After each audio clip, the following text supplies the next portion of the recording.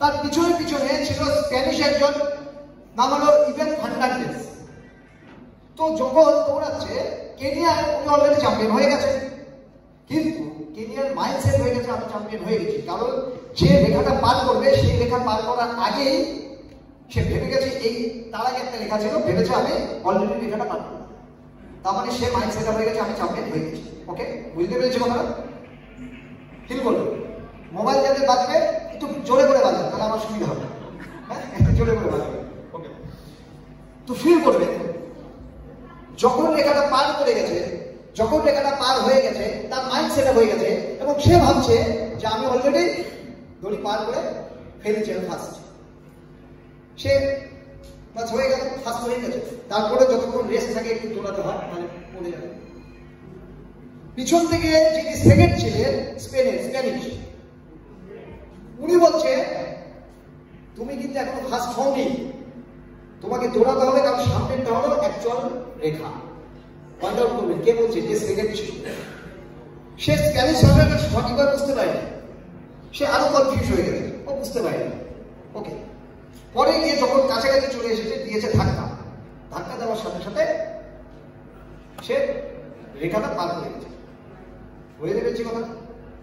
সাংবাদিকরা স্প্যানিশ যিনি আছেন ওনাকে জিজ্ঞাসা করেছে, আপনি তো ফার্স্ট হতে পারতেন, আপনি কেন ফার্স্ট, আপনি কেন তাকে ধাক্কা দিয়ে ফার্স্ট করে দিলেন? তো উনি বলেছেন যে আমি ফার্স্ট হতে পারতাম, কিন্তু ওটাকে আমার ফার্স্ট হতো, ফার্স্ট পয়েন্ট, ওটাকে আমার ফার্স্ট হতো। যদি ওটা আমার ফার্স্ট হওয়ার না থাকে, অ্যাকচুয়ালি ফার্স্ট হওয়ার যোগ্যতা কার ছিল? ওই ব্যক্তি, হ্যাঁ না? ওই ব্যক্তির যোগ্য ছিল। আমি শুধু কি করেছি, আমি সমাজের যে একজন সামাজিক জীব সেটা প্রমাণ দিয়েছি, তাকে শুধু একটা পুশ করেছি, মানে হেল্প করেছি। বুঝতে পেরেছি কথা? এই পুশ বা হেল্প করাটা এটা একজন কোচের দায়িত্ব হওয়া উচিত। সুকান্ত যেটা বললো, প্রদীপ যেটা বলে গেল, অ্যাকচুয়াল বা এখানে যারা আছেন, যাদের পিকচার এখানে দেখছেন, তারা তাদের জায়গা থেকে তারা নিজেরাই সাকসেসফুল।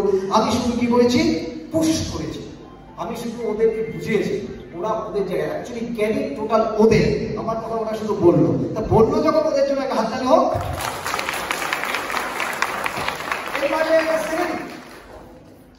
অর্থাৎ বলেছে যদি আমি জিততাম, তাহলে তো আমি একদম উইনার, মানে আমি তো উইনার হিসাবে সবার কাছে চ্যাম্পিয়ন হিসাবে পরিচালিত হতাম, ভালো লাগতো আমার। কিন্তু আমার মনে হয়েছে চ্যাম্পিয়ন তো ভালো লাগবে, কিন্তু কাউকে চ্যাম্পিয়ন করা তার থেকেও বেশি ভালো লাগার জায়গা, আর ওটাকে মনে হয় সাকসেস। এপাশের লোককে ভালো লাগেনি, বোঝা গেছে এপাশের লোকে ভালো লাগেনি।